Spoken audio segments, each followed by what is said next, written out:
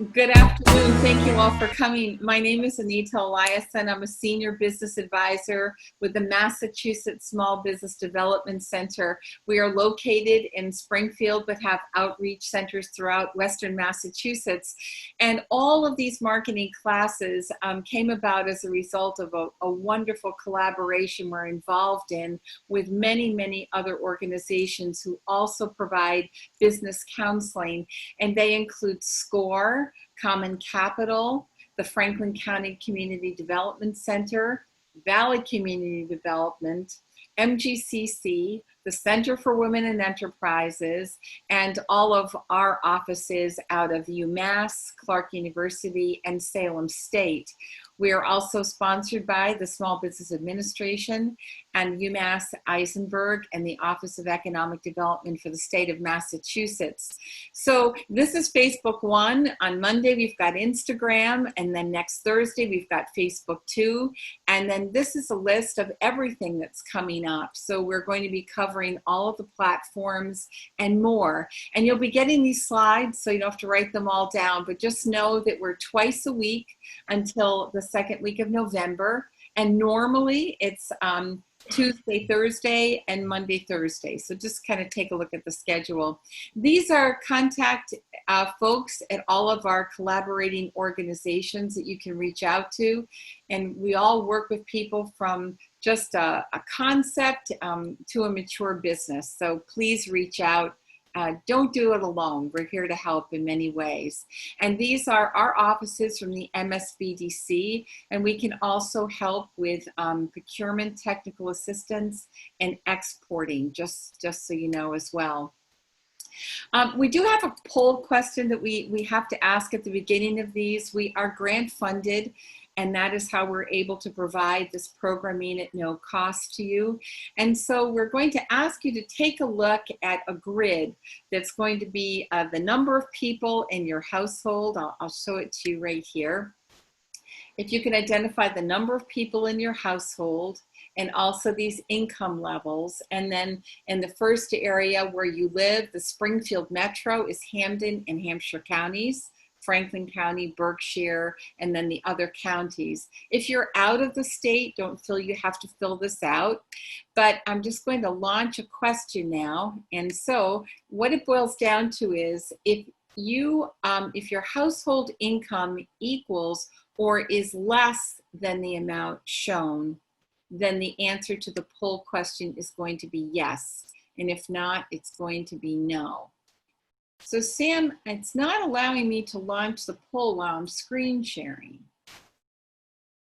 Is that because you're the host? Oh, there you go. Probably. So I just went ahead and did it. Okay, there you go. Thank you so much. No problem. And this is a confidential poll, so no one's going to see the answers. It's just information that we would like to gather. So thank you for providing this. And I've already seen a question in the chat. I sent it over to Heather. So for everybody out here as participants, please know we are monitoring all of your questions. And if we don't answer them right away, just be patient. We'll get to it. Great. And Heather, would you like us to ask questions as you go along or to wait till the end? What's best for you? I generally, if I can see it, and I should be able to today, I try to monitor questions as they come in and answer them. Oh, if for whatever reason the question bar is hidden for me, I will let you know, but I do try to prefer to get them as people have them, if you would. Great, that's great. Okay, so thank you very much for doing the poll. And without further ado, I'd like to introduce you to Heather Turner, who is a SCORE volunteer and is uniquely qualified to teach us Facebook 1 because she teaches social media marketing for a living. So Heather, thank you so much for being here today. Thank you, Anita. I very much appreciate you guys hosting me today. Yep, and here you go. Okay, thank you. So I am going to share my screen. And we are recording, just so all of you know. Okay. Let's see. Let's make sure I have the right one. Okay. Does everyone see my screen? Yes. Yes. Okay. All right, so I'm just going to tackle this first question that's in here about there was an issue with getting, unfortunately, removed from Facebook because of community standards. Facebook, unfortunately, does not have a very good support system for helping people. If for whatever reason your personal account got removed from that, the only way that you can really get Facebook to take any action is to keep resubmitting a support request. Frequently, if your own account has been removed, though, trying to get that re-enabled, I have not seen it very successful many times, so I would suggest, if you can, starting another account with a different email address. If you don't have access to another email address, perhaps start a Yahoo one or a Gmail one and just start up again. I would also think about anything that you might have posted at all, even however minuscule, that might have flagged that, because it could happen again, unfortunately. Facebook frequently will flag a personal account if it feels that the name that you put in is some sort of made up name. I see that happen fairly frequently. If for whatever reason you can't get any resolution with this, please reach out to our SCORE chapter and have them put them in touch with me, and I would be more than happy to take that a little bit further and see if I can help some more. Okay, so Facebook, if you have a personal account, and you do need a personal account to start a business page, has changed. So if you've been on Facebook, even if you started one today, or you've been on for 10 years or so, looks very different. And you'll frequently get prompts now to have the new Facebook as your primary, and a notification that the old version of Facebook is going away. Everybody that I've talked to so far, including myself, does not like the new format. But I have to say, once you get used to it, and it takes about a week and a half to 2 weeks, it's not so bad. So what I would recommend, especially if you're using this for business, even though we're all going to get dragged kicking and screaming into the 20th century, so to speak, switch over to the new format and just get used to it, because it will get much easier to use, especially from the business perspective. Now, I'm going to start very much from scratch, because some of you might have a business page already, some of you might be just starting to think about it, and some of you haven't started one. The good thing about starting a Facebook business page is, the one thing that's positive about the new format is they have actually made starting a page a lot easier. It used to be about 7 or 8 steps to start a page. Now it's actually just about 1. So when you're logged into Facebook on your personal account, and you might have to move my video because it might be in the way, you're going to go over to the top right, and you're going to see a plus sign in an oval. And if you click on it, if you hover over it, it's going to say create. And if you click down into that, you're going to see create a post, create a story, create a life event, or create a page. So all you have to do is create a page, and it's going to come up with basically a blank template. So it's going to give you the page information. And this particular case, I'm going to use one that we're making up of a business that I worked with about 15 years ago. It was a restaurant up here in New Hampshire that's unfortunately now closed. They had fantastic Mexican food, but I had helped design their logo and had helped with their marketing. And so I actually have some of the old information for that. So because this is just going to be a test page, I'm going to create a page for them, and then after this session is over, I'm going to delete it, because we don't want anybody trying to make reservations at this Mexican place in Henniker, New Hampshire. So the name of this was Que Pasa.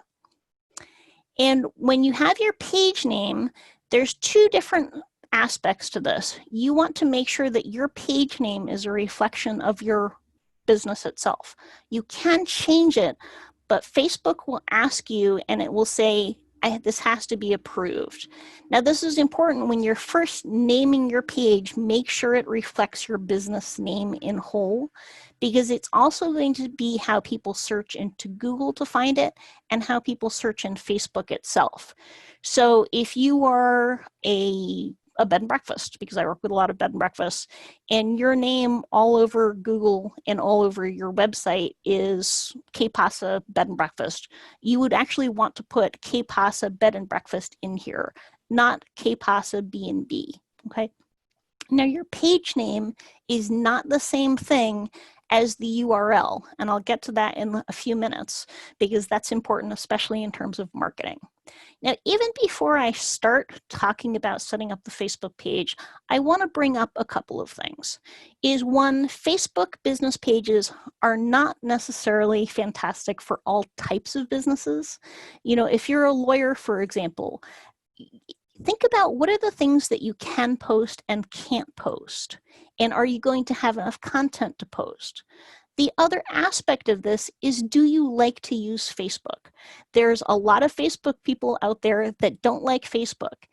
Now, this is important from a marketing perspective because I always encourage people when they're using social media for business, if you don't like a social media platform, you're not going to invest time or effort or likability into it. People call it social, and it's social for a reason. If you don't like to use and post on Facebook, the odds that you're going to post frequently and you're going to post well are very much diminished. There are so many different social media platforms out there that find some that you like to use, find some that you feel you're going to have an engaging community with, and use those. Facebook definitely does work better for some businesses than other ones. I would highly suggest if you're a restaurant, for example, yes, have a Facebook page, have an Instagram account. But if you prefer not to have a Facebook page, it's not the end of the world. There's a lot of other social media platforms out there that you can use and also engage with people. Okay. So we have a quick question. Yes, Noel. absolutely. Noel, go ahead and unmute yourself. Noel, you raised your hand. You had a question?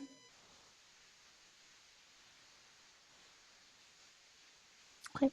And Okay. Samuel, if they decide to put it in chat, I would be happy to address them as well. Okay. Right, no problem.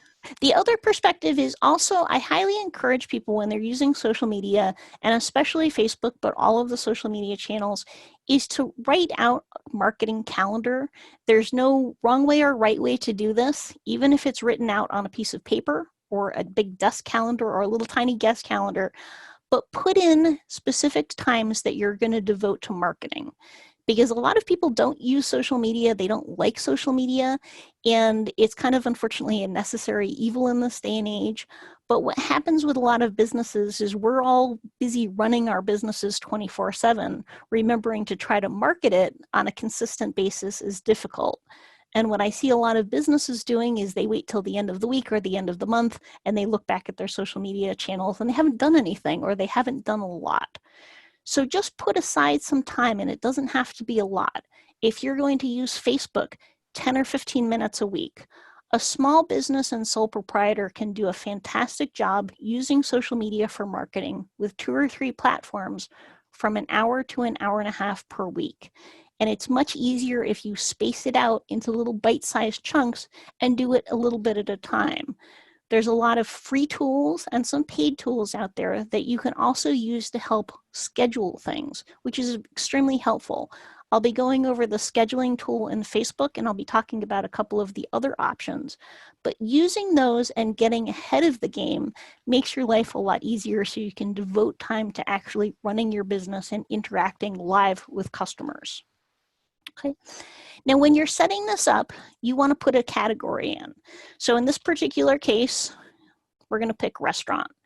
And the categories that are in there, you can't make up a category. The categories are set, but when you add things, it's going to give you suggestions. So I can add a couple of different categories. So in this particular case, I'm going to add food and beverage, and maybe we actually have a food truck. So I'm going to add food truck too. Okay, you can only add up to 3. If you make a mistake and you type something in wrong, all you have to do is exit out. So it is pretty user-friendly from that perspective. Now, description of this restaurant, I would say a fine dining Mexican restaurant in the heart of historic Henniker. And you can always go back and add to this later on. So we'll just keep this short and sweet at the moment. And when this information is in here, this blue tab right here, this create page, is going to come up. And all you have to do is go create. Okay. So it's going to walk you through some additional steps as well. And you can do them over here, or you can do them over here. In this new format, it's a lot easier to just go through here and do this. So if you're using email, most people are getting used to adding attachments to email. This is a lot like that. What I would suggest when you start setting up your Facebook page for your business is start a folder on your computer and put in any photos that you're going to use, put in your logo, put in any imagery that you have, and put in any information that's pertinent to your business that you might need to pull. Because if I was going to be setting this up for a real business, for example, what I would probably want to do is write up the description first in Microsoft Word or Notepad so that when I was setting it up, I could just copy and paste it in there. Okay. If you're going to have a lot of photos that you want to add right off the bat, I'd also suggest putting them in a folder so they're there at your fingertips. So in this particular case, I'm going to add a profile picture, and your profile picture is, let me go to the folder because I started a folder for this particular one. So we're going to use a logo for this. Okay. So this one happens to be round, which is fantastic.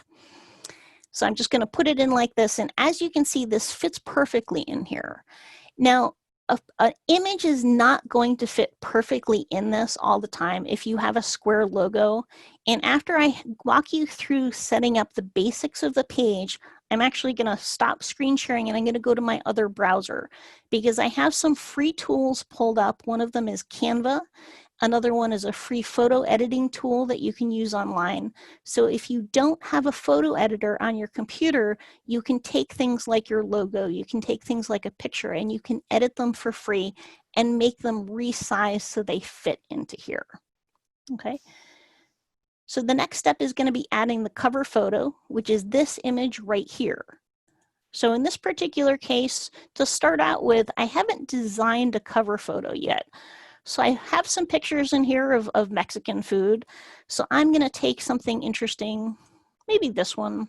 Let's see, we're going to want an image that's vertical and that it's going to be big enough to go through the whole Facebook banner. So in this particular case, let's use this one and we'll see what it looks like. Okay, now you might have a photo that's a little bit square and you might want to reposition it a little bit. The nice thing about this is you can move this up and down. So say I maybe wanted to highlight a little bit more of the top of the plate. So adjust it to where it's perfectly sized. Now Canva, which I'm going to show you in a little while, will help you give the exact dimensions for that.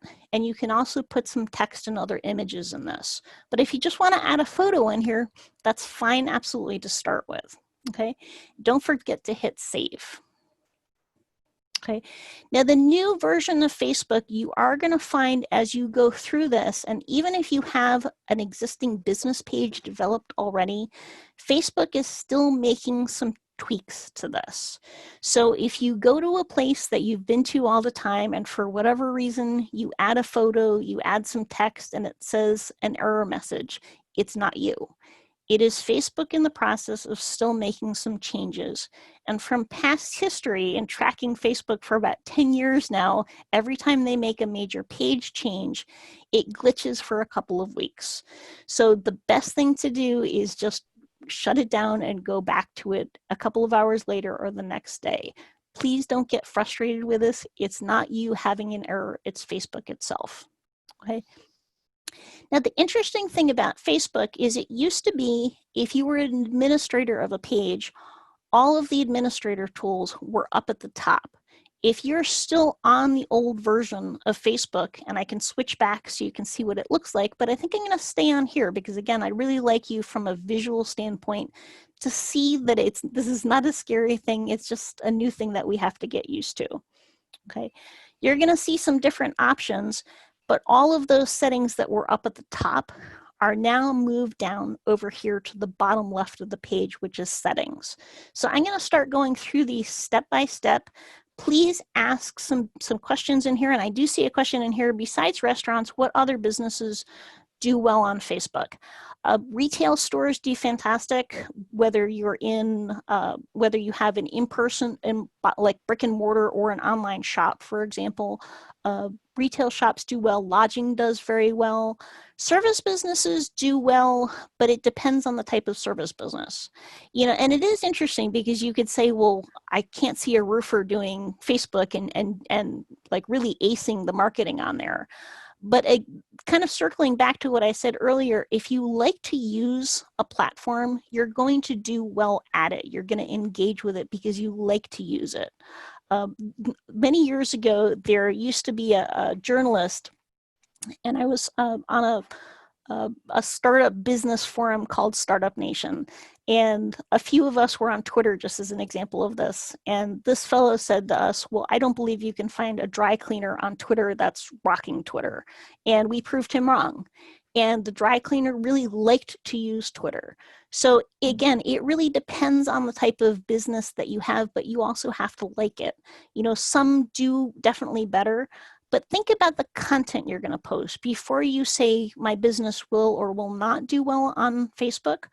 Think about, okay, if I'm a dentist, for example, or an optometrist, what are the content? What kind of content am I going to post?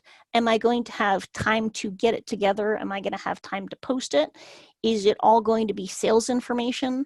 Or am I going to be posting things like, if I'm an optometrist and I'm selling glasses, am I going to be selling the new styles? Or some of my posts going to be about that? But am I also going to be posting new employee profiles? Am I going to be posting health tips about how to keep your eyes healthy? You know, all different types of businesses can come up with content, but before you start diving into any of these, start thinking about the types of content you can post and that you want to post. Because I have seen lawyers on Facebook that have blogs, for example, that write blog posts religiously, and they post their content on Facebook and they do quite well with that. But they've thought about that process beforehand to say, I'm not just going to post the fact that I'm open and you can come in and have a consult with me, because there's no other content behind that. They actually have content that they're working on that they can publish that they're not going to get in trouble for. As a lawyer, I would imagine that that's very much something you would think about. So kind of to answer that question, you know, all businesses can work, but you have to decide yourself whether that it's something that you want to devote your own time to. Okay. So I'm going to go into settings, and we'll keep our fingers crossed that Facebook cooperates with us for this. Now, there's a couple of different things. When you're first starting your page, people ask, well, should we have our page published or not before we have it all set to go? If you're going to take a little while to optimize it, don't worry about it, because nobody knows it's out there yet. Until you start publishing it and promoting it to people and telling customers and potential customers and guests and anybody else that's going to interact with your business, you have a Facebook page, people aren't going to come across it.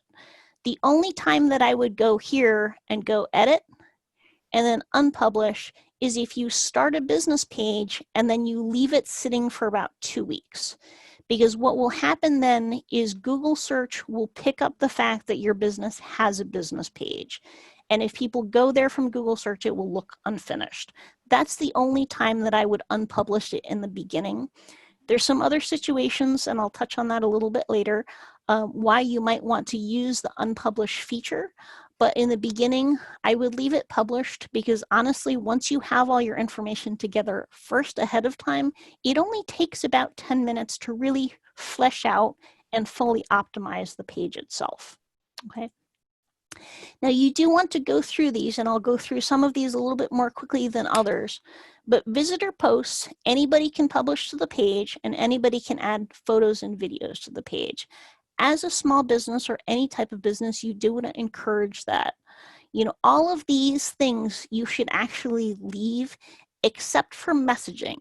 Now, this is important because you have the ability to set or unset whether someone can privately message your page.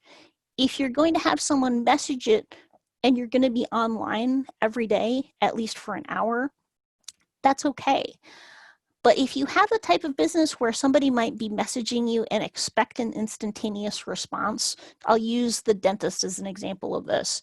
If you have messaging enabled, somebody could message you and say, I can't make my appointment. That does happen, and I have seen it happen. And if you're not monitoring it all the time, they could get annoyed. Or if they wanted to make an appointment and you didn't respond right away. If you have the type of business where getting back to somebody right at this very moment isn't necessarily going to be an issue, leave the messaging on. But if you're only going to be checking Facebook once a week, I highly encourage you not to enable the messaging feature, because people do get a bit irritated if they send you a Facebook message and it takes forever for you to get back to them. Okay, people do like instantaneous gratification, but I have not seen people get irritated unless it's a long time for someone to get back to someone on messaging. Okay. You do want the tagging ability, because you do want people to encourage people to tag your business. The only time that you would want to disable this is if perhaps your business was in the news negatively, and that's a whole nother conversation that's out there. Country restrictions, you want to leave this at the default. Age restrictions, the only time that you would want to edit the age restrictions is if you were a place that was specifically like a brewery or someplace that was specifically only selling alcohol, where someone would have to be 21 to enter it. What happens as a regular business, if someone enables the age restrictions tab, it shows up to, or it doesn't show up to a lot of people. And the reason being, not everybody puts their birthday in there, and not everybody puts their real birthday in there. So if you have someone that hasn't put in the year that they were born, they would not be able to see the page content. Okay, so that's just something to keep in mind. Page moderation and profanity filter. These are generally things, again, you can just leave the default options that are in there. Page updates, all of the rest of these, I would leave them as is. This one is important because as you're adding photos and information, this is something you may want to consider doing. I always recommend, if you have a Facebook business page, this option is on the old format of Facebook too, is actually downloading your page. So when you go to your edit facility, what it's going to do is, it's not actually downloading the page outline, but if you've added photos in there, if you've added any posts specifically or videos, it's going to download them into a photo on your computer. I encourage people to do this because a lot of people add photos from a cell phone and they don't have kind of hard copies of the photos on their computer. And if something happens to their Facebook business account for whatever reason, or they get locked out, or the photo itself gets deleted off of Facebook, there may not be a backup of that. So it is helpful to do this periodically. Okay. Merging duplicate pages is sometimes people, especially when they're starting out in business, they might have someone assist them with a business page. They might start a business page and forget that they had started a business page. This gives you the opportunity to merge two pages together that are the same business. You can't always do it, but generally you can. There's a couple of quick options that you can check off to say, this is my business, this is the other URL, and you can merge them as long as you're an administrator of both of the accounts. Okay, removing page and deleting your page. This is very, very important because you as the administrator have the ability to delete the page. Now, it used to be about 2 years ago that when someone deleted a Facebook business page, it was gone, completely gone. In the last version of this, and they took this away fairly recently, when you delete the page, you still have the ability to recover it within 14 days. It used to be 30 days. Now, I bring this up because if you're a small business and the only person in charge of your business page is yourself, you don't have to worry about this. The one thing you might have to worry about is getting locked out of the page or locked out of your personal account. But if you have a business account where you share it with a partner, or you have employees that are posting to the page and they are also administrators, they have the ability to remove you as the administrator of your page and also delete the page. There is nothing you can do about that. And as we go through this, I'll talk about that. This is under page roles, so we'll get to that in a minute, about the pros and cons of doing that. But this is something to just be aware of, because I have seen business pages get deleted by, sometimes by accident, unfortunately, or by an agency that separated from a business, or a disgruntled employee that still had access to the business page. I had this actually happen to a friend of mine down in Massachusetts a couple of years ago, where the restaurant business page had over 5,000 likes on it, and it was gone. And there was no way that they could recover that. And I hate to scare people, but I'd rather have people know about that in advance, because you just don't want that to happen to you. Okay. Does anybody have any questions about that? I don't see any in the chat bar, but you never know, there might be somebody that has one or two. Okay, so I'm gonna move on to messaging.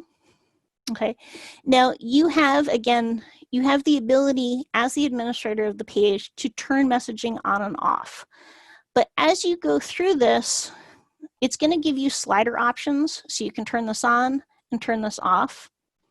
Okay, you can show a messenger greeting, and that's the little box that pops up to the right-hand side. So if you've ever been on another business page and you see that automatic sort of chat box that pops up, that's where this shows up, and you have the ability to edit this and put something specific to your business in there.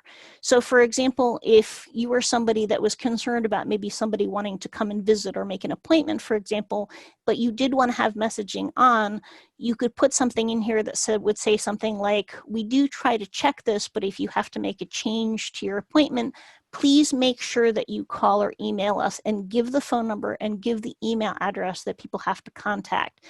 You have to be specific with people and say, we do not check this, please don't rely on that, okay? That is very important. This is your messenger URL. So if you wanted to give this out to somebody to message, so they could message you on Facebook, this is kind of like an email address. You can also add Messenger to your website. I think that's probably going to fall into our advanced section, because there's a little bit that will take about 10 minutes to go over that just by itself. And most people don't use that integration, but it is good to know. Okay. There's also automated responses that you can set up, and you can also see who's sending messages on behalf of your page, and that's important to know. Okay, and there's a question in here about having a personal Facebook page you haven't used about 5 years. I want to do a startup business, and I was thinking it would be best to start fresh with a new Facebook account. Any pros and cons? Okay, with a personal Facebook page, again, you do need that personal page to start a business page, but you can administrate as many business pages as you want. So if you've already started a business page and you want to start a new one, you can go ahead and do that. This is a sub account of mine, so I actually set up 2 Facebook accounts, so I have access to a lot of my accounts in case I get locked out. But I have access to, and I'm the administrator of about 100 Facebook pages, so there doesn't seem to be a limit on how many you can be an admin of. Okay, and there's a question in here, what advantage, if any, does a Facebook business page have over a dedicated website for your business? Okay, that is a fantastic question. So a Facebook business page, and I know that some people do use just a business page in just as a substitute for a website, and there really isn't necessarily anything wrong with it, but there are some downsides to that. Is one, it doesn't give you as much customization. It does give you the ability to definitely react to people. You know, there is a lot more engagement with that, but it's also not your property. You are at the mercy of Facebook being able to take that away from you. So if you've invested time and money into developing a Facebook page, and that is your sole source of where people are going to find you, that can have some downsides. You know, I would really recommend having a website in conjunction with a Facebook page. There's a lot of very low cost and some free options out there for websites, especially quick do-it-yourself ones.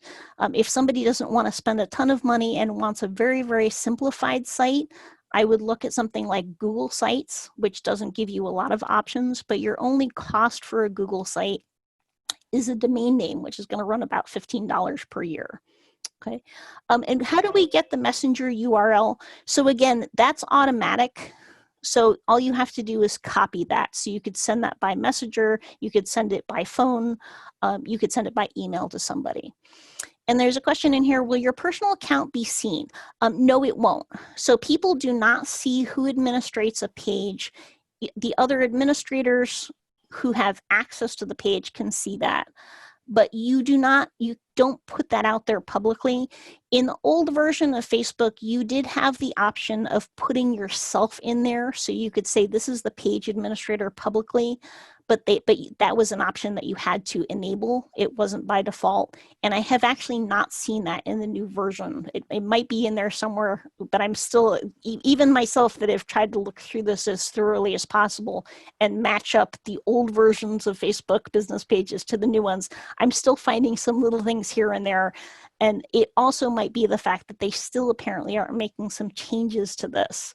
I know that when I had logged into Facebook business pages last week to look at the new version and to just kind of play around with some of the other options, there was something new in there that was not in there the last time I had looked at it. So some of the things that I'm seeing might not be in there now, but they might be in there later on. Okay.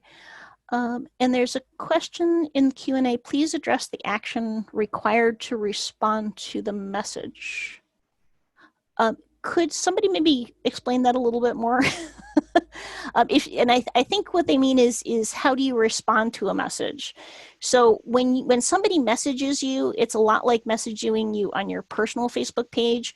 If you're logged into Facebook on a desktop or a cell phone, for example, you're going to get that pop-up like chat. It's the same thing. You're going to basically be responding in chat to someone. I hope that answers the question that was being asked. Okay.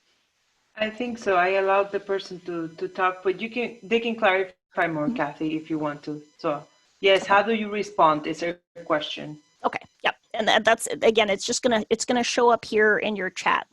Okay. Now the username, now it used to be that you had to have 20 likes before you could pick a username. With this new version, it's been kind of up in the air because I've seen people put in usernames when they first pick the page and it's taken it. And in some of the other cases, it hasn't taken that. Whether that's a result of Facebook is still going through edit mode and still making some changes, I don't know yet. That one I would say dial back to me in about a month and I'll know that for sure. Okay. Now, when you put a username in, so if I put in KPASA, for example, it's going to tell me that this username is available. Now, what that's going to do is, if you can see up here in the bar, it's going to say facebook.com, KPASA, and then there's this string of numbers over there. When I set the username, what it'll do is it will shorten it to that. It will shorten it to just that KPASA. This is important because if you don't set a username right away and you send this link out, this KPASA-11058, and you use that in your advertising, it used to be that when you set a username, it would redirect you to that personalized username. It doesn't anymore. They've disabled that in the old version of Facebook too. So I've actually seen people put this link right here on their website and link it to there, and then they've picked a username, and when someone goes from their website to the Facebook page, it comes up with page not found.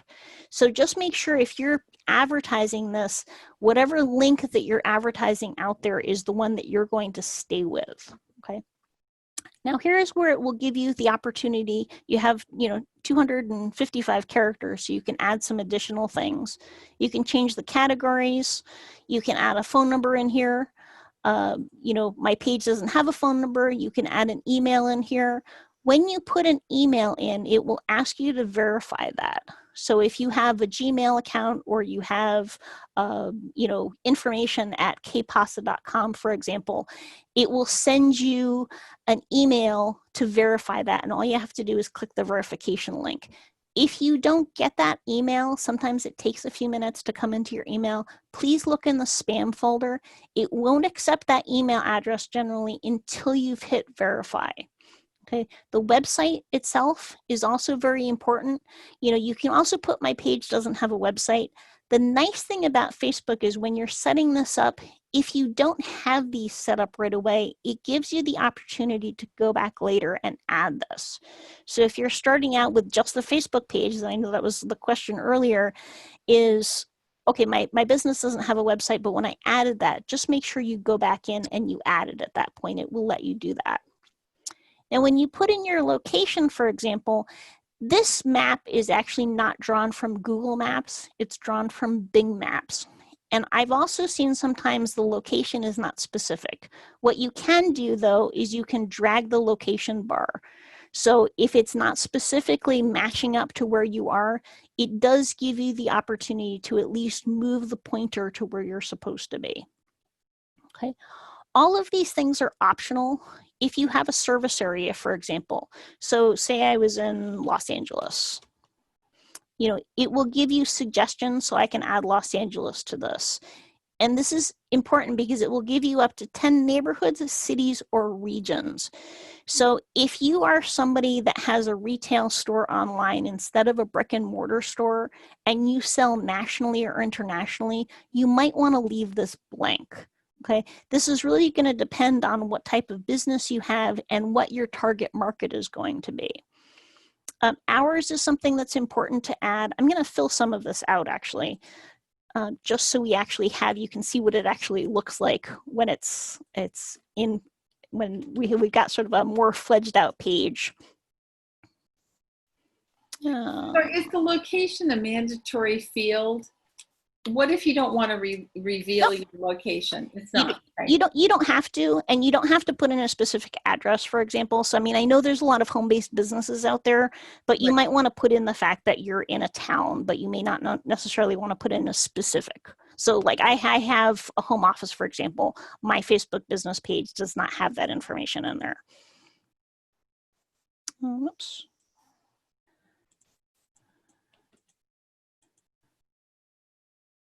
So I'm going to do phone number, and I'm going to do info. There's a quick question on the Q&A. Yes. If you want to take a look at that real quick. Yeah. Okay. I'm not seeing anything in Q&A. Oh, okay. So the question in here is, I'm looking for a new web hosting service, started with Media Temple. They're bought by GoDaddy and many shared accounts were put on blacklists, then ported over to SiteGround. Until 2 months ago, I was paying $20 a month for a decent service. Now they're ramping up to $30 per month, too expensive. Ooh, that's a good question. I personally like SiteGround. I've used HostGator, which has some pros and cons to it. You know, in terms of, and see, this is where I'm talking about, do you see the oops on here? This is where you might run into this. Again, this is not user error. This is something that Facebook's having an issue fixing it. so don't worry about this if you get this right away. Okay. In terms of looking at hosting services, you know, pros and cons, there's different types of hosting. I mean, I know we're getting a little bit out of the Facebook bounds, but I think we have a couple of minutes for this. You know, there's no hosting service out there, even the really high paying ones or the high fee ones, that have what's called 24/7 uptime, which means, you know, they always have server errors. There's always some downtime on there. You know, I would talk to some other people, and, you know, just the one thing that I look for with domain names and hosting is, do they have good support? You know, HostGator I've unfortunately or fortunately stuck with for many, many years because I've never not been able to get hold of them if I have an issue, even when I've called them at 2 o'clock in the morning, and they've always been very, very helpful. So for me, you know, service and being able to get hold of them is a priority. If you're looking at a hosting company where they only have email support, I'd run away. You know, just make sure that you can get hold of them if you need them. But there's dozens and dozens of decent hosting services that are out there. I really can't recommend one over the other because there's a whole laundry list of decent ones that are out there. We can certainly talk about this a little bit more if we have some time after that. But I do want to go back to Facebook. Okay. So let's see. Let me go down through this. These are all options, and again, you can always go back and check them or uncheck them. You can always go back and add information. or go back and, you know, delete the information that's out there. None of this is set in stone. The easiest way to use a social media platform to really get used to it is to go in here and click. Close your eyes, because if you're, I'm totally serious.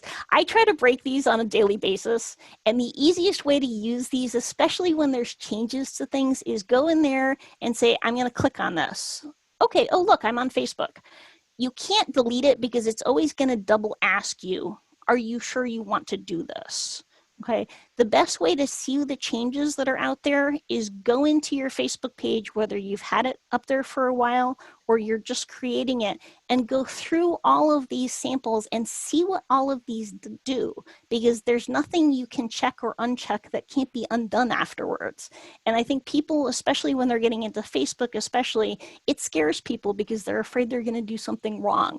But especially at the stage when you're getting used to this, feel comfortable with it. It's a lot like riding a bike. The better your comfort level with it, the more easier it will be to use and the more frequently you'll do it. Okay.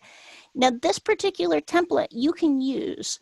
So the template basically means it's giving you assorted options for your page. Some of these you can shut on and off. You can also change to a different template. Some give you different options. So if I'm going to click in here, for example, you're going to see things like I can click into a business tab. If I'm a place that's a venue, say I'm a wedding venue, for example, or a business venue, they have different ones that you can pick. And then there's the good standard one, which is just generalized. But all of these, you do have the ability to make things turn on and off. So if I go off here, it'll shut the offers off. Now I want to show you something though, is I'm going to open this back up in a new tab. And hopefully it cooperates with me. Okay, so these tabs right here are what is right here. You have the ability as the administrator to move the order of these around. So it used to be that tabs in the old format of a Facebook business page were here on this particular side. Now they're across the top, okay? But say I didn't want reviews to be first. I wanted photos to be first, or I wanted jobs to be first. I could either go in here and edit the tabs, or I can go templates and tabs and say, okay, this is reviews, so this offers is shut off. I want to move photos here. So I'm just going to move it up. So what this is going to do is it's going to change the order. Let me go back and refresh this one. It's going to change the order that these tabs come in. Okay, this is important because if you add exterior functionality to a Facebook page, so if you're doing email marketing, for example, and you're using Constant Contact or MailChimp, you have the ability to add a sign-up form to your Facebook page. And if you want it to be something that people see front and center, you might want that this first tab is going to be sign up for that email tab, for example. There's some additional integrations for things that bring in external social media tabs, and I'll show you guys that in a minute. But one of my favorite ones is called Woobox. It's WOOBOX. There's a free version and a paid version, and yep, there's the free version is pretty much all a business needs. But what that will do is it will actually, bring in your Pinterest page, or it will bring in your Instagram account or your Twitter feed or your YouTube channel into a tab on here. So, and I'll show you this later. So if you have an Instagram account, for example, somebody can actually see all of your Instagram posts in your Facebook page. So it's a great way to tie all the social media channels together. Okay. So that's pretty much it in terms of the tabs. Event ticketing, if you have an Eventbrite account, so if you have events that you're hosting, for example, whether they're free or paid, you do have the ability to bring in your Eventbrite events.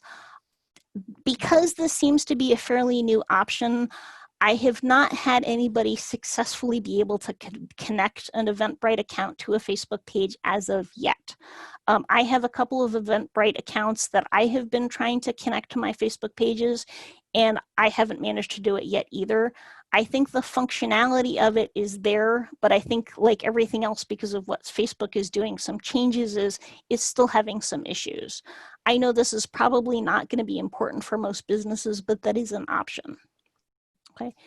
This notification tab is something that we frequently get questions about, because people set up a business page and then they go, oh my gosh, my head's going to explode. We get all these notifications in our texts and our emails and messaging and this, that, and the other thing. How the heck do we shut it off? Well, in the notifications, you have the ability to turn these on and off. And this is something important, because as a business owner, you do want to make sure that you are paying attention to your page, but you also want to not be overwhelmed by irrelevant notifications. And again, you can always go in and turn these on and off at any point. What I would recommend is new page check-in, turn off. New page mention, turn that on. Make sure that's turned on. Go through all of these. And again, you can go through and you can edit these as you get more comfortable using this, okay? But here's where the messages are. Text messages on, text messages off, email and messages. This is important because if you have something that you're relying on your email on, if you have this enabled, you're going to get, wow, this is quite annoying, but you also going to get the fact that some things are going to happen on your page that you will not get notifications about. So this is not, unfortunately, reliable. The text messaging feature relies on the fact that you're putting your cell phone address into your personal account. Okay, that's also something, I mean, if you're on Facebook and you're relying on it for business, absolutely have that enabled. But for most business owners, that becomes very overwhelming right away. But if you're not sure where you're at right in the beginning, turn it on and see what happens. Okay, there's no wrong way or right way. It's very much at your own comfort level with everything. Okay. Now, advanced messaging, this has to do with that message button that's on there. Okay, so these are general sections. You can click down to it. There's connected applications, and I'll go back to that in a minute, and application settings. Whitelisted domains, this is fairly new. I mean, I've seen a version of this.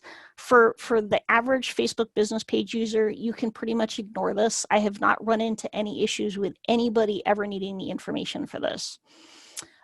Requested features, this is something that's a one-time notification. Again, that's if you're setting up specific messaging, and I'm going to push that one off to Facebook too, because that gets into the little bit more advanced features of this. And same thing with high volume messages. I do want to note applications.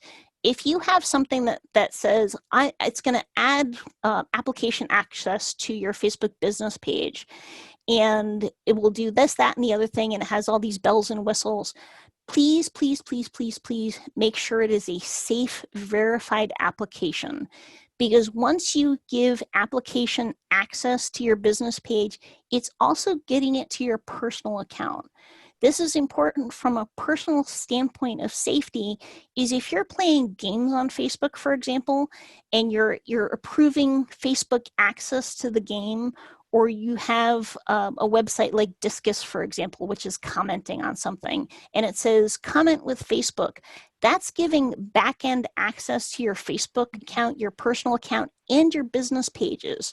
And I've seen a lot of Facebook pages get hacked as a result of that. That's something that you manage on your Facebook personal page, and it's up in the right-hand side under settings and privacy.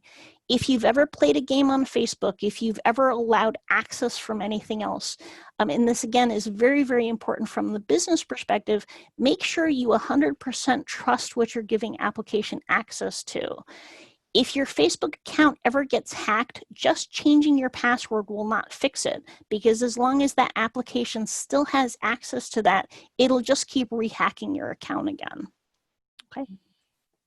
Heather, we had a question going back to Toolbox. Is that just for adding a link to the Instagram account, or are there other things you can do with Toolbox? Can you just revisit that? Toolbox, and I'll show you guys an example of that in a couple of minutes. But Toolbox doesn't necessarily link it. It actually takes sort of a visual snapshot, and it's live, of Instagram, Twitter, YouTube, Pinterest. And there are some other applications, but those go into the paid version of that. But I'll show, it's a little bit easier to kind of explain that if I can actually visually show you what that looks like.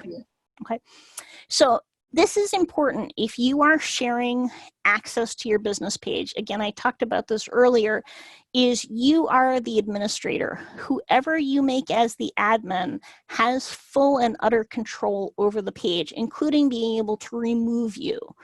When you first assign a page role, it's going to give you the opportunity to add somebody. So I'm going to add myself as the editor, for example. And when I hit add, it's going to say, I want to add my own password to this. This is your personal account password that's added. Okay. Now this is important. As you go through this, you can see if I pick administrator, it's going to tell you in fine print down here what everything it has access to. If you have somebody just helping post to your page, I would definitely recommend just adding them as an editor, for example, because they have most of the capability. They can add content, they can respond to comments, but they can't delete the page, and they don't have kind of the hardcore access behind the scenes. Okay. Now, people in other pages. Now, in this particular case, obviously, this page hasn't been promoted at all. You don't have it advertised, so nobody likes it yet. But you do have, when someone has liked this page, it's going to give you their names, so you can actually click over to their profiles, and it's going to give you a box next to that. Now, if you ever have someone that's on your page that maybe they wrote something, they were a troll, so they came over, they don't know you, they've never going to be a customer of yours for whatever reason, or you have maybe I'll use the ex-employee that's a little disgruntled as a better thing, because most business pages don't get trolls. Unfortunately, they're out there. But if you have somebody that you do not want posting on the page, for example, you have the ability to ban them from the page or remove them from liking the page itself. Once you've banned them, they can't come back and repost on the page again. Okay. Preferred page audience is something that, they've actually removed that option that's out there. Political, electoral, or politics ads, this goes into the advertising, so I'm going to push this one off into the next version of Facebook. Branded content. This is also something that's going into more of the business end of this than we're going to get into is the basic part. And one of the things that I've actually been finding is it keeps resetting to this, unfortunately, once you click on that tab. So I'm going to X out of it. Let me go back to settings. Okay, so Instagram. If you have an Instagram account, please turn it into a business Instagram account. There's a couple of reasons for doing this. Is you have the ability to run ads from it. You can run the ads from Instagram, or you can run them from Facebook itself. And you do have the ability to schedule Instagram posts, which is really helpful. And there's a question in here from Donna. How much longer is this webinar? I believe we have about another half an hour, but I can certainly stay on longer than that if people have questions. Okay, and we are recording that, so it's recording this. So if you do have to pop off, you can always come back and review it later. Okay, you do need to connect the account, but connecting your Instagram account can be very, very useful in terms of scheduling, being able to respond to messages. Okay, and when you have that business account in Instagram, it actually gives you access to analytics. Okay, WhatsApp. I don't know a lot of businesses out there that use WhatsApp. I know that there's a few, but they're mainly targeting the younger generation, and many of them are not on Facebook. This is something I'm going to also put into Facebook too as an option. It is out there if you do want to use it for business. Okay. Now, this is something that you have as a featured page. As your business page, you can like other business pages, and you can also feature them on your homepage. This is not something that you have to do, but if you are a local business and you're trying to support other local businesses, you can certainly do that. You have to like another page first before you actually like it, or before you actually add it as a featured page. Okay. Cross-posting is if you have two business pages that are related to each other. So they've been connected to each other. There's actually, and I don't have that set up right away. It doesn't seem to be used much, but it just means that if you have videos, you can kind of post them across instead of sharing them from page to page. Okay. Page support inbox. If you have an issue with Facebook, whether it's the business page or the personal page, the one thing that I would really recommend people doing is if they have an issue on here, is don't just send in one support request. You have to start sending in the multiple.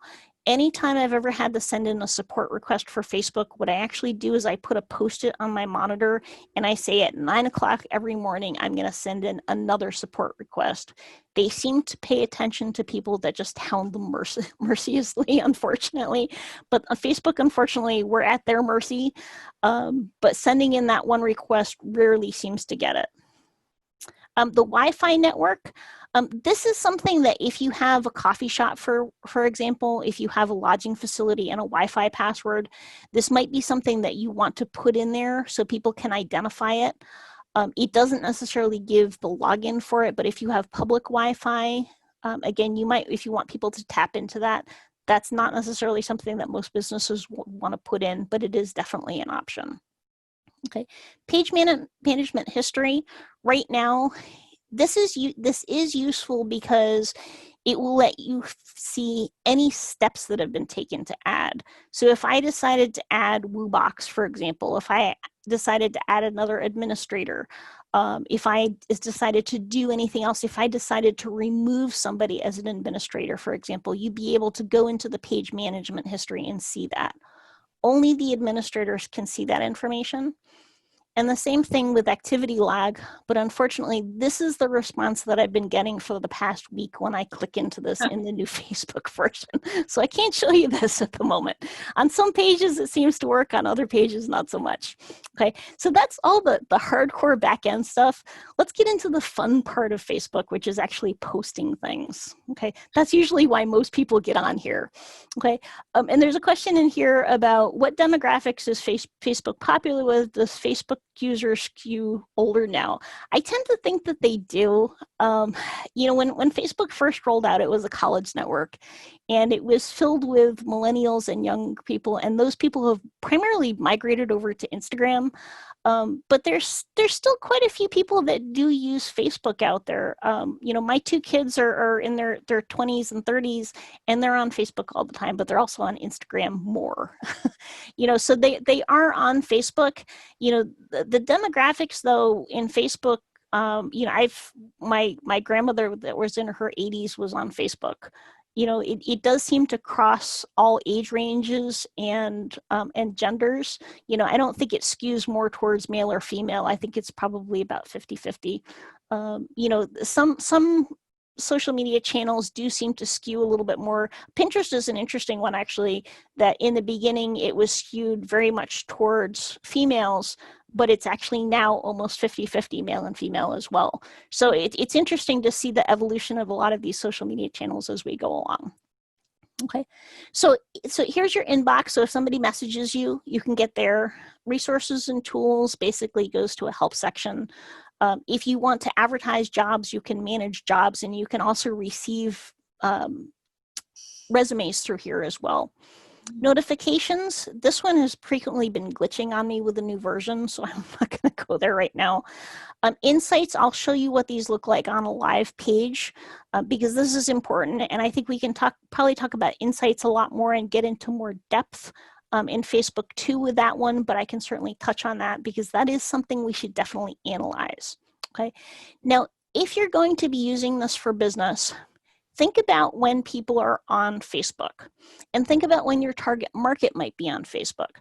So if you're a restaurant, for example, and I'm just going to use restaurants as an example because this is a 10 restaurant page, people are going to start to look at things around 4 o'clock if they're thinking about dinner plans. They might also be browsing it around lunchtime. But this ties into insights. When you first start posting on your page, like right now, this page has nobody like it. So nobody's seeing any posts except for the administrator. But as you post, you're going to start to see some feedback from people who have actually seen your post. So if you post something and you have 500 people like your post and you're only seeing 10 people actually see it at 10 o'clock in the morning, think about adjusting the time that you're posting to be 2 o'clock and see where that's getting you. Certain days of the week are going to be better for a business, but there's no set ones. You know, I can't say Tuesday at 10 o'clock is specifically fantastic for people in retail, because it's not. It's going to depend on who likes your page. It's going to depend on what time zones they're in. And it's going to depend on the type of business you have. So there's unfortunately no set answer for that. But the insights is going to be helpful, because that's going to give you information on when you're going to get the best eyes on things, okay? Now you do have the ability to create a post. So we're going to do a sample post. This is a lot like posting something in email. You're just going to create something, or creating something on your personal page. So I'm just going to put something pretend in here, and I'm going to add a picture. Okay, so let's take this picture, for example. I'm going to open it up. Okay, now you do have some other options in here. You can add emojis to this. You can also set this, and it won't let me now, but you can also specifically set it to targeting. That gets a little bit more into advanced Facebook. But you do have some other options like boosting. That one I was told to not touch on right away. We're going to cover that in Facebook too, but that's where you're actually paying money. So we're going to concentrate on the free stuff now. So you do have the ability to get messages specifically for that post, to have people check in on it. And there's some additional options. So you can add if you're feeling happy, or if you're hungry, if you'd want to for whatever reason. Okay. Now you can also add some additional pictures. So let's just add this one picture right now, and I'm going to hit post. And hopefully it cooperates. So as you can see, this is now posted in here. And I posted something and I went, oh my goodness, I totally misspelled that, which I obviously did. It's not the end of the world. You don't have to delete it. You can go in and you can edit it, or you could delete it. So I'm going to go in and edit post, and I'll say nachos with salsa. Since I'm using this as a demonstration, might as well put something politically correct in there, and I'll hit save. Heather, about pictures, we have a question from a participant. Yeah. Someone used Canva to create their Facebook profile photo. Yeah. Is it common that the photo gets cut off when viewing the page on a mobile device? And yes. Is there any way to address that? Not really. You know, what I try to recommend, excuse me, is when people take photos for social media, is try to take vertical photos, because it gives more page image. So this is a horizontal photo. Now, if I added another photo, for example, and I'll use one as an example that's this way. So I'll just put in something generic in here. I'll put test in and then post. Okay, now you'll see when you're looking at the photo on Facebook itself, there's more vertical imagery here. So you're actually getting more visual eyes on there. So it's something that's a good thing to try to do that. Not so much on here. When you're looking at this image on a mobile phone, for example, this particular image that looks longer on a desktop is going to be shortened. It is still going to be longer than this one though. Okay. Great, thank you. Okay. Now, could I take a quick 5-minute break? Yes, by all means. If you have any questions, please feel free to put them in chat so we can be sure that Heather addresses all of our questions. So let's just take a quick 5-minute break. Perfect. Yeah, let's all take a quick 5-minute break. And while that's happening, just wanted to remind people that, yes, this will be, sorry, I just realized my camera was off. You see, look, a big blank screen. That a couple of people have asked about our webinars, where they've been posted. They are being posted on our Facebook page about a week after the webinar, and then they'll be immediately available after this webinar on our Facebook page. Of course, as Anita mentioned earlier, it's always great to be here live. So that way you can all be able to ask all those great questions that you're asking right now. Did you put that slide up that has the upcoming workshops on it? Yeah, that's a great idea. Sure. Let me For next week, and then share my screen. Sure, let's do that. Anita, you take care of that? Yeah. Okay.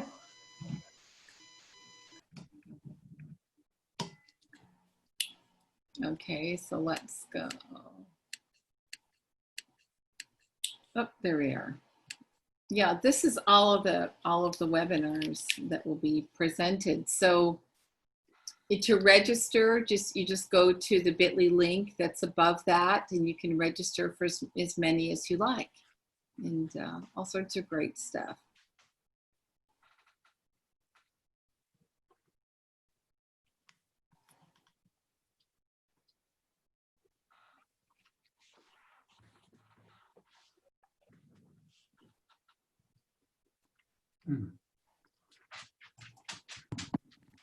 maybe we could talk for a second about what we're trying to accomplish with this series of workshops here, especially starting with the social media workshops, the Facebook, the Instagram, and LinkedIn, Pinterest, and Twitter. We pretty well cover the whole realm of most popular areas for business-wise.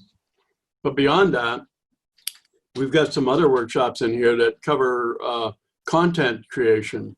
And whether you're using email or Facebook posts, what you say is really important. And we've got a nice workshop coming up on October 1st about content creation. And then email is one of those things that people are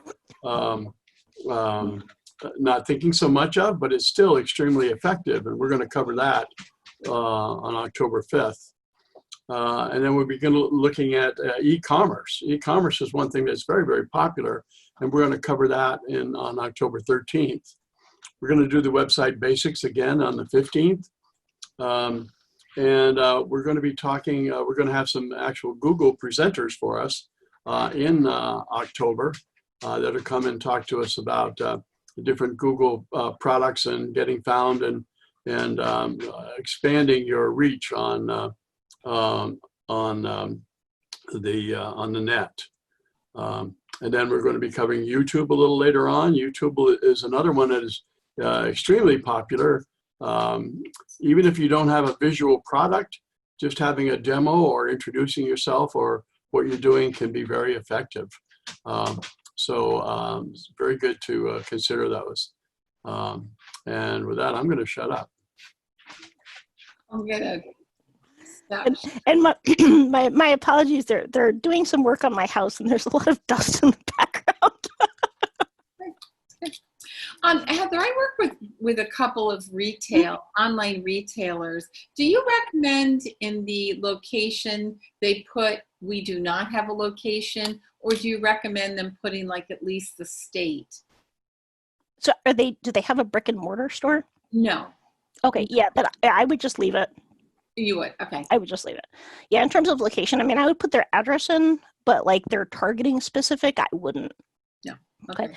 And I actually wanted to stop screen sharing for a minute because I wanted to make my other profile an administrator of the page, and I didn't want to show any password information. Okay. So I'm now logged in as my main account, and when you add an administrator, they're going to get an email in to their email saying you've been added as an administrator or an editor or a manager of a page. When they're logged into Facebook, they're also going to get a notification in here that says you've been invited to become an admin. Now, I want to bring this up because if you invite somebody to become an administrator and you don't see it, like they don't see the invite and for whatever reason it's not taking it, sometimes people sign up or instead of using an email address for Facebook access, they'll put in their cell phone number. And I actually ran into this for the first time a couple of weeks ago where someone had so they had signed in for Facebook and they'd signed in for their cell phone number. And it would let me pull them up in Facebook to add them as an administrator, but it wouldn't let me add them, and we couldn't figure out why. And it was because they didn't have an email address attached to their Facebook account. So it's apparently it's happened a few times. But if you do run into that at all and it doesn't take them, sometimes if you're trying to add an administrator or an editor and it's not taking them, make sure that they've actually liked the page first, okay? So now, for example, I'm going to come up with page management invites. So I added myself as another administrator. So I'm just going to accept. And hopefully this will cooperate and not glitch out on us, because it's already had a couple glitches today, which is the fun part of trying to do this live. So let's see if we refresh it and it'll take it. There's a few questions in the Q&A. Would you like us to read them while this is refreshing? Sure. Yeah, absolutely. Okay, so one of our participants uses Canva to create her Facebook profile photo.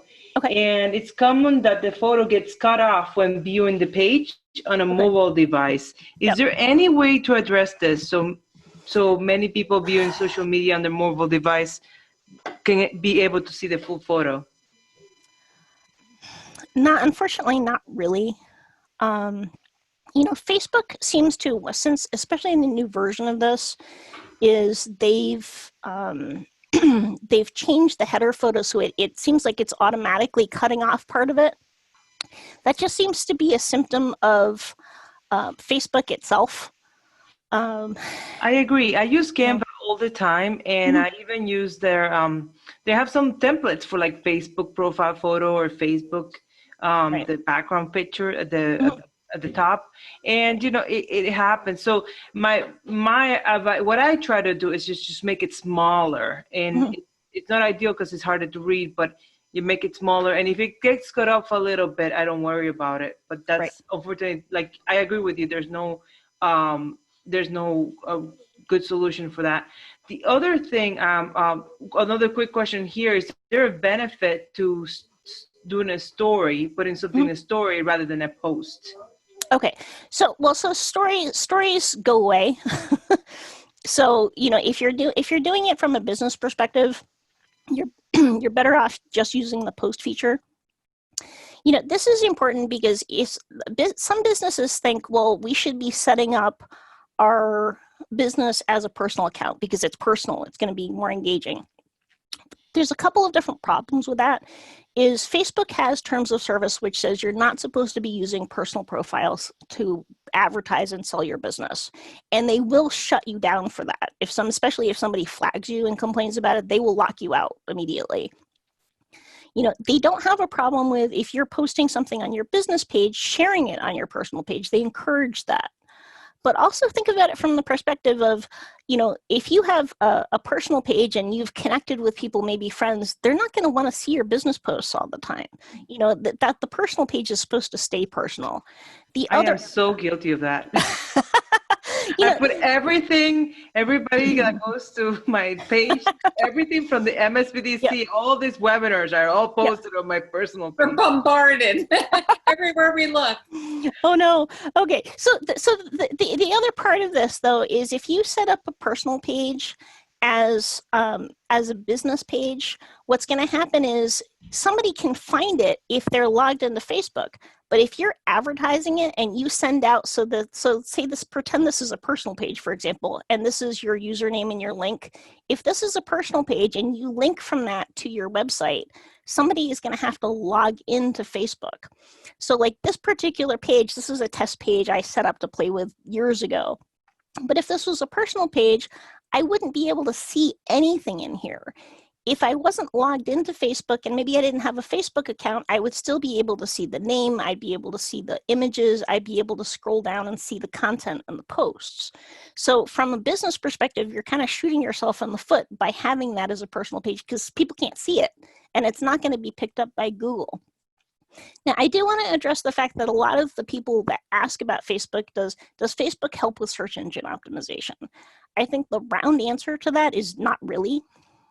Google can see that you have a Facebook page very, very occasionally. Something that you post will show up in Google search, but it's not spidering. It's not looking at the content. It's not looking at the photos that you're posting in there. So don't rely on Facebook to help with your search engine optimization because it's really not helping you with that. Having it does.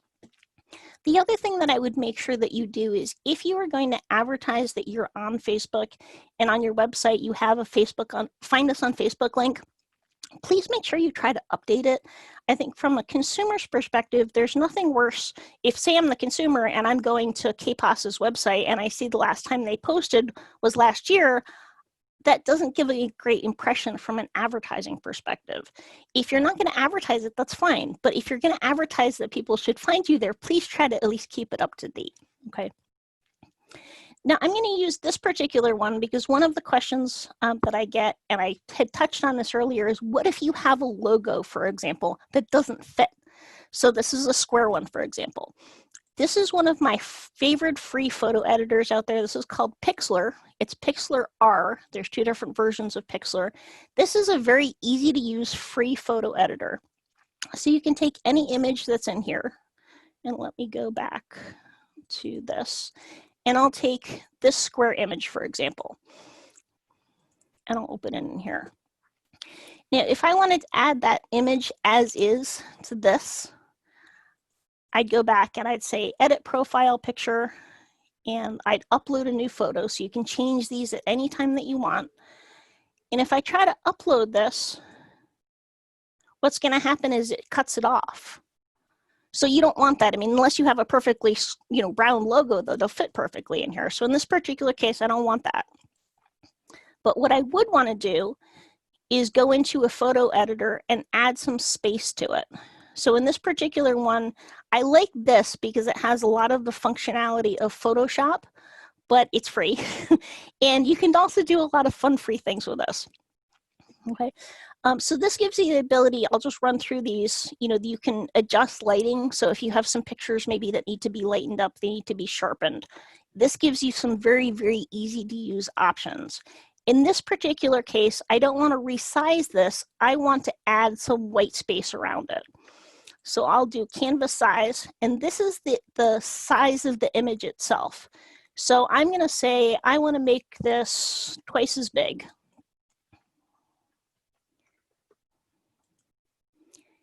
And I also want to make sure it's got a white background. So what I'll do is I'll go over here to background and I'll just hit this tab and I could change it. So if I wanted a different color, I could change it pretty easily. Now that's probably going to be too big to be used in here. So in this particular case, I can go over to the crop symbol and I can just cut it down a little bit. So I think, yeah, that's probably a good size.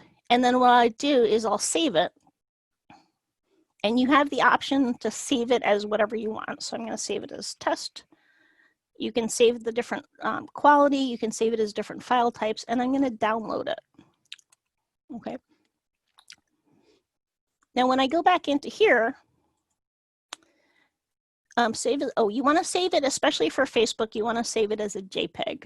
Okay, you can save it as a PNG, but if you're using images for Instagram, they need to be in JPEG format. So I always make sure that any photos or images that I'm saving or editing, I put into JPEG because they're applicable to all of the different social media platforms. Okay. So when I edit profile picture, again, I'm going to upload this photo. I think it's now going to be in my downloads. Yep, here's the test. And I'm going to open it up. And now I can see that that's going to fit. So I can maybe zoom in a little bit, and then you'll start to see that this is cropping out some more. So I want to make sure that it's adjusted perfectly in there, and then save. Okay. Now, if you want to edit the photo in here and you want to do something special in here, you can create something in the photo editor, or you can use this. This is Canva.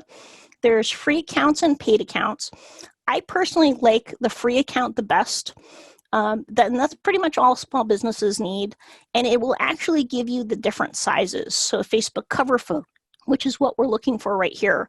You could also do Facebook posts or Instagram posts. So I'll use this one. We'll do the quick Facebook cover photo. And then similar to adding pictures to the Facebook page too, you're just going to go to uploads. And you're going to upload an image or video from the computer. Now I've uploaded a couple test ones right here, and all you have to do is drag and drop. Canva actually has a very, very good help section in here. So if you're looking for information on how to use Canva, and I can send this out to Salad later, there's some great walkthroughs and tutorials for this, but you can do some fun things with this. So you can add different elements to it. You know, maybe you wanted to use some Mexican type imagery, for example. You can add these, and you can also put things in front of, or you can put them behind it. And then you can add text to them as well. So it's going to give you all of these different options. Canva, I look at as the same way as if you're yearning to lose your Facebook business page, is just go in here and click. Because again, you can't do anything wrong in here. When you do see this, the Pro, this is for the paid version of Canva. It's not expensive, but again, especially if you're just starting out with this, I would stick with the free version and see if you need a little bit more if you want to. But I've been using this for quite a while, and I'm still only on the free version of this, and I use this quite a bit. But it's going to give you a lot of different options in here. You can also do things like if I wanted to search specifically for Mexican, for example. So it will give me some of the free images that I can just use and plop in here. The nice thing about Canva is it seems to be very, very user-friendly. So say I wanted to delete this, all I would have to do is click on it and then hit the delete key. And if I wanted to take this image and make it smaller, I can just drag and drop it. You know, you can also change the colors of things, which is very, very handy. Now, when you download this, it's going to give you the option of downloading it in a couple of different formats. When I hit download, it's going to say PNG, which you can also use for Facebook, but I also use JPEG primarily. Or you can download it in PDF. Now, Facebook does not play well with PDFs. You can't upload a PDF to Facebook, so I wouldn't recommend using it in that format, okay? Now, when you design something specific in there, you can just go back to the test page and then the same thing. You're going to see this edit button in here, and you're going to go edit. And you can either choose from some photos that are already uploaded into here, or you can upload a photo. You can also do something called creating a slideshow.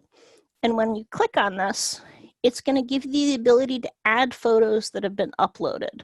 So in this particular case, I'm going to say choose from photos, and I'll use this one and this one.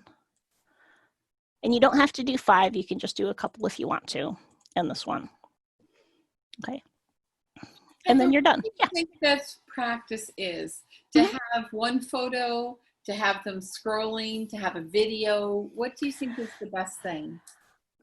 Honestly, I think videos work very well in this format, but you know, and having the scrolling photos, I don't think generally helps unless you're using it just for the first time person. Because think about this particular image right here. I'm going to delete this one.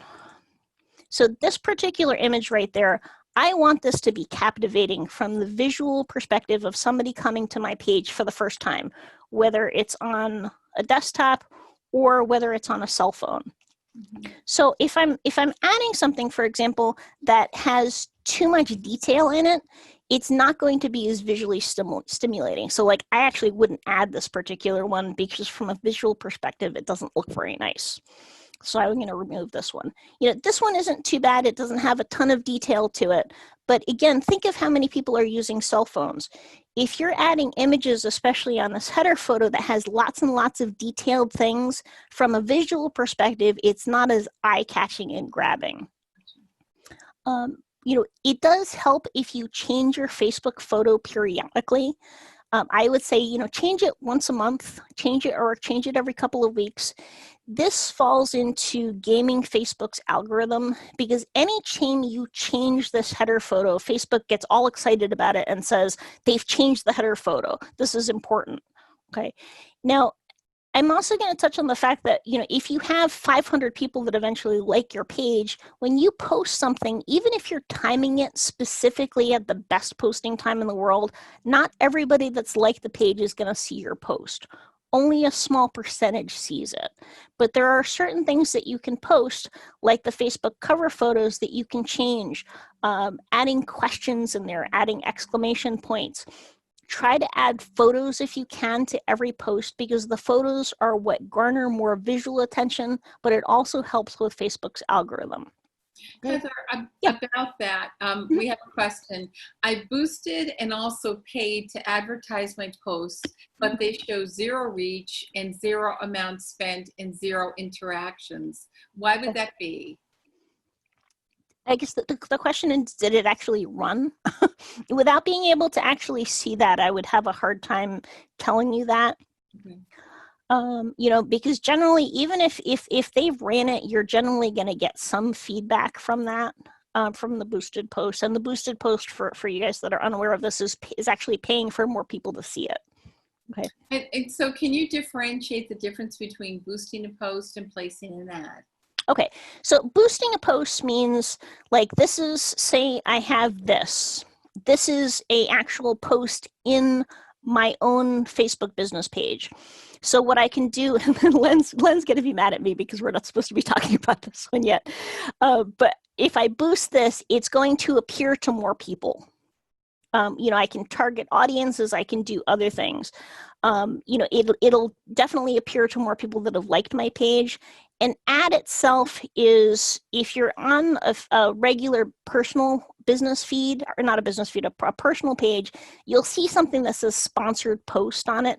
Those are generally Facebook ads, and those also tie into ad partners. You have to set them up through the advertising section, as opposed to doing them straight from your homepage or straight from your business page. I hope that answered that question.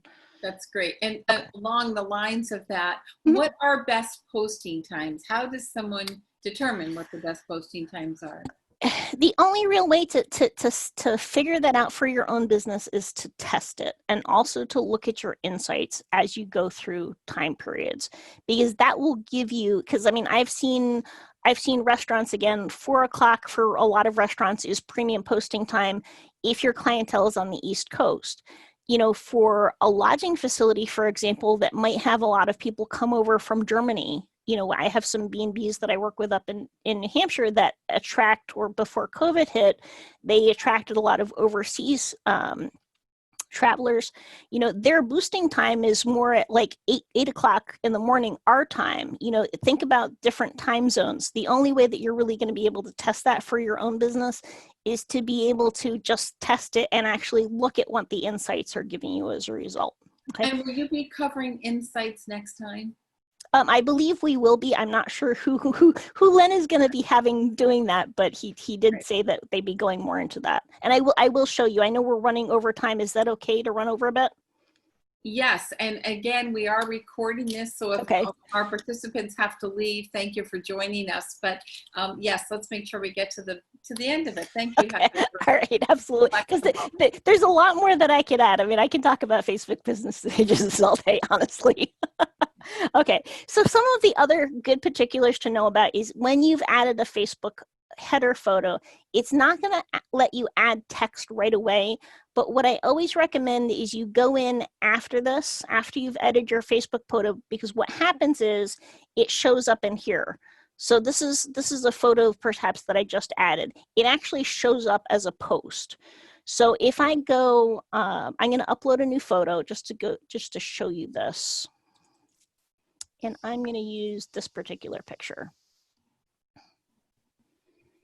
Okay, it's not giving me the ability to add text or anything like that. When I hit save, I can click on this again and go edit. Okay, now it does give you the ability to add some text in here. So I would say, if I was a restaurant, I would right away, right after you've posted the picture, say, you know, this is our goat cheese log, for example, serve specials on Tuesday. But what I'd also do is, if you have a website, for example, I'd also put it in here, because any links that you have in there become hot links. People can click on them. You know, if you're advertising a special, for example, you know, and you want it to show up as a special offer, put a phone number in there, put your website in there, put some additional information in there about how people can find you.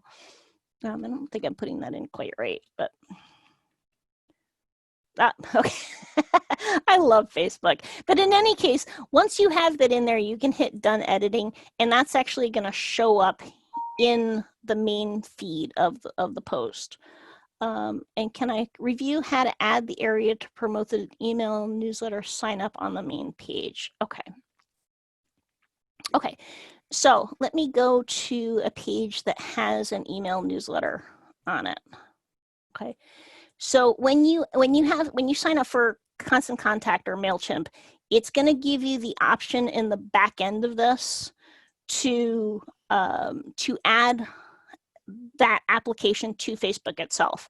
So it's going to say approve it and it will connect it. At that point, what'll happen is you can have that application as a sign up. So this is, for example, this is Constant Contact.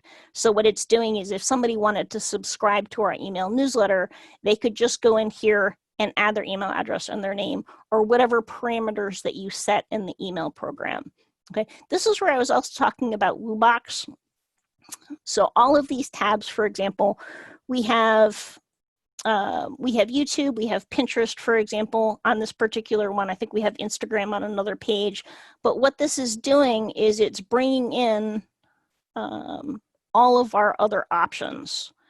So all of our YouTube videos are now available also on our Facebook page too. So it just basically integrates it. You can't edit anything from there. You can't add a video to YouTube through Facebook. It's basically just bringing the content in and highlighting it, okay? So let me go back because there's a couple of other things that I want to review. One of the things that you can do in Facebook is create albums. So I'm going to create a post and I'm going to say this is an album 1. And I'm going to add a whole bunch of photos to it. So I'm just going to select these all in here. Okay. Now these are all created. And as they upload them, I'm going to hit post. Okay.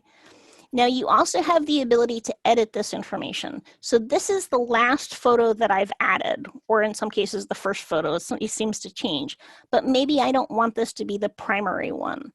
If you go up to the 3 dots, you can go edit, but it will also let you edit all or add photos, and you can rotate these photos so you can move them around. Okay. When I go into my photo gallery, I can see, here's the test that I added earlier, which has 3 photos in it. I can also do this. I can add some photos or videos to it. I can add some text to this, or I can edit the album. Now, when I edit the album, I can add information about the album itself. I can add information about each specific picture, but say I wanted to change the visual order of each one. All I'd have to do is drag and drop it around. And then just don't forget to hit save. Okay. So is the guest to Facebook seeing all the photos in the album? What's that? Someone visiting Facebook, are they seeing all of the photos within an album? Not necessarily, because usually if you have more than 3 or 4 photos, it'll come up and it will say plus 15. It will give somebody the amount of photos in the album, but they're not going to see it in the post unless they clicked into that specifically. I see. Okay. Now, the other thing that I wanted to touch on, because I know we are running over, is publishing. So there's some tools out there, some free ones and paid ones. There's one called Buffer app, which is free up to 3 different social media channels and 10 posts at a time. There's also one called Hootsuite, who has about the same availability for the free version. Both of those have paid versions. Both of them have different bells and whistles. If you're going to use scheduling tools for more than one, I would recommend signing up for an account for both of those and figuring out which ones you like better. Some people prefer Hootsuite. I prefer Buffer, but not everybody is me. So you need to figure out which one you like the best. But you do have the ability to schedule within Facebook itself. So if you're using social media and you just want to pre-do things, and this is what really helps you get ahead of things, is you want to use this option, publishing tools. And I hope this does not glitch. Okay, here we go. So this gives you, this is a test page. So obviously it's not a real business page, but this is going to be giving you some feedback about these are posts that have already been published. You also have the option of doing scheduled posts or drafts or expiring posts. I have not yet, from a business perspective, figured out why you would want to use an expiring post, but the option is there. If you're starting to do a lot of content, and this is something, if you really want to get ahead on social media, especially on Facebook, what I would do is start a Microsoft Word document or a Google Docs or Notepad and start writing up some ideas. Start writing up some social media posts. Get some images and photos together first. Please make sure any photos that you post are legal. So please don't go into Google image search and just steal photos out of the web. There's a lot of places that you can get them legally. It is rare that people run into copyright issues on Facebook so far, but it definitely can happen. I'm a big believer in make sure your photos and your images are legally sourced. And that is definitely another whole topic for a whole nother webinar. But to kind of go into that a little bit more, if you have a lot of content to do, what I would start out with is start out with drafts. And especially if you're going to schedule a lot of things, is write out a calendar for yourself and say, okay, I want my posts to schedule Tuesday at 10 o'clock and Thursday at 10 o'clock and Saturday at 2 o'clock. But don't go into scheduling first and schedule them. Put them in drafts first. And the reason I say that is because I've actually timed myself doing this, and I do it quickly, a lot more quickly than most people, because I do it all the time. But for a person as a small business that wants to do a time saver, if you're plugging posts in and then hitting schedule, it honestly takes twice as long versus plugging everything into a draft first and then going into scheduling them. It really literally cuts the time down in half. When you're in drafts, you're going to do, instead of posting something, you're going to create something. So I'm going to write my post up, or in this case, as I suggested, cut and paste the content from another source, and I'm just going to pretend post here, and I'm going to add a photo or video. So I'm going to upload a new photo. I'm going to just pick one randomly right here, and then I'm going to go save as draft. Okay, and sometimes you're going to get this message. Just let it sit for a minute. And if you don't see the draft appear right away, go in and refresh the page. And it will, unfortunately, it bumps you back to the published post. So you have to go back to drafts again. But as you can see, this is the image, and it gives you the timestamp that this is when I did it. Once you have it in the drafts feature, look at your scheduled calendar, click on this again, and you now have the ability to edit it. So it used to be, when they first rolled this out years ago, if you made a typo in here, you had to erase the whole thing and start all over again, even in scheduled posts. At least now you can go in and you can edit it. So say I mock pretended to not write something politically correct in here. I can fix that, or I can add some more photos to that. Or you posted the text and you forgot to add the photo. You can go back and add that now. But you're going to also see, this option here, share now. So I can either share it directly from my drafts folder. So it happens to be 2 o'clock. I'm going to share it right now. Or I can now go back and then I can schedule this. And at least it's user friendly. It will go in and it'll say, okay, I now want to schedule this on the 15th at 2 p.m. and I'll hit schedule. And it's going to give you a double ping. So you're going to actually, once you've already scheduled it, you're going to have to actually schedule it again. This is the second step and people frequently get this too. Stay on this page. Okay. Now, when this is in here, and I can also see it. So if I go back into schedule post, now this is in and scheduled for this date. Even though it's scheduled, I can still go back and edit it again. Maybe I want to edit it, maybe I want to delete it, maybe I want to reschedule it to a different time period. You still have the option of editing again.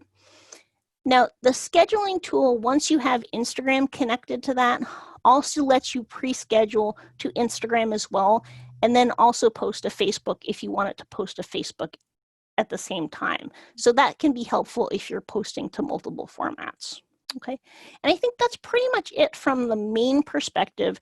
Again, it's just a question of getting into Facebook itself, going in and seeing what you can do and what you can't do, and just getting comfortable with this.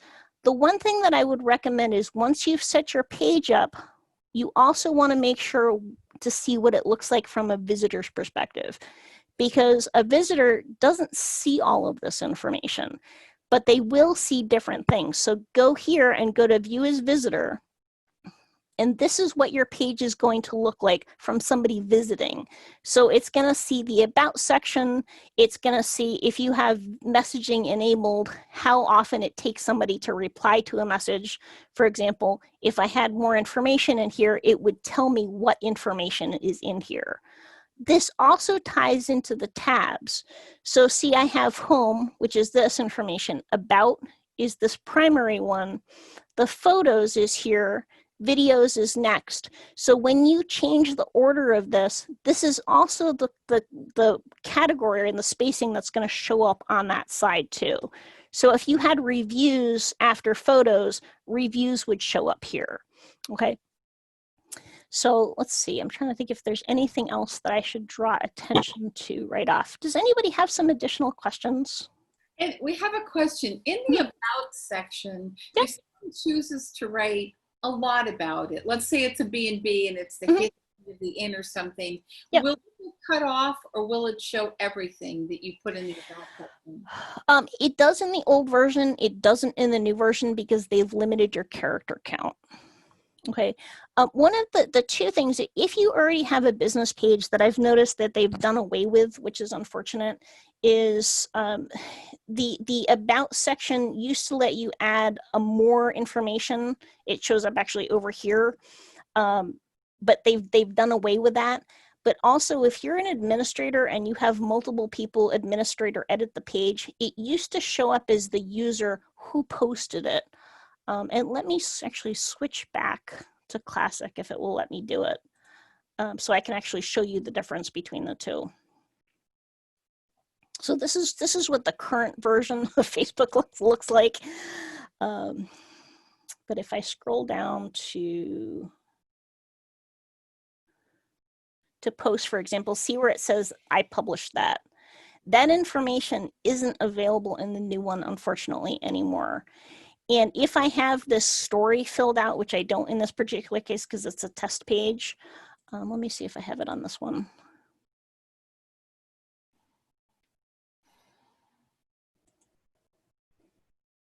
Okay, see, they've unfortunately done away with this.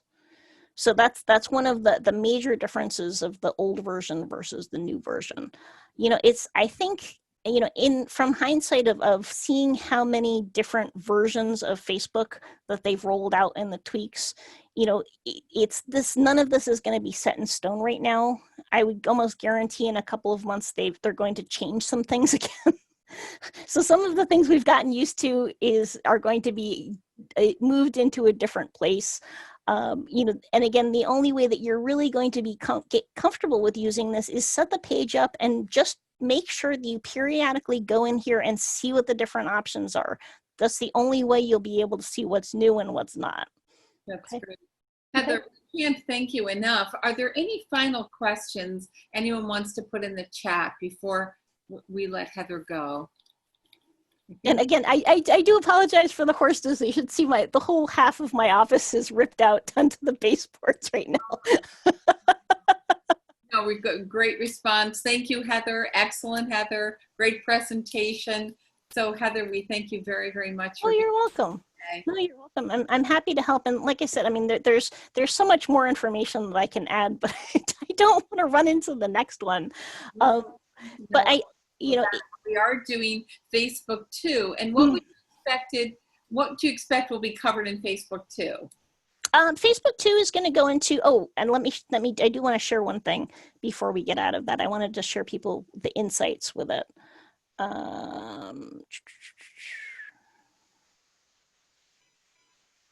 Oops, page settings. There we go, insights. I just wanted to show people the back end of this, and Len will be, or whoever is giving it will be covering this more. Again, this is a test page, so there's not a lot of activity on it, but this is going to give you a lot more information about this, and this is going to help in terms of engagement. This is going to tell you how many eyes are seeing it, And this is also going to be helpful because you can export this into Excel and you can sort it. So you can see what are the best times to post, what are the best days to post. And you can also start to see some trends in here to say, oh, okay, this particular post got a lot of feedback on it. What did I put in here? What was the imagery? So you're going to start to see that information. When you click on see all posts, it's going to give you a history on this. But if you're in a regular page, let me go on this one because this will give me better insights. And my apologies, I did want to make sure that I touched on this because this is important because several people have asked about this. This is going to help when you're looking at peak posting times.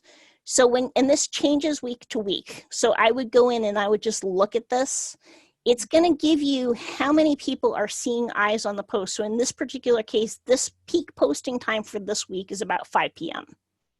So if I'm going to start scheduling posts in, for example, like we're for this particular page, we're actually doing we're playing with posting times because we're still trying to finesse the perfect posting time for this page.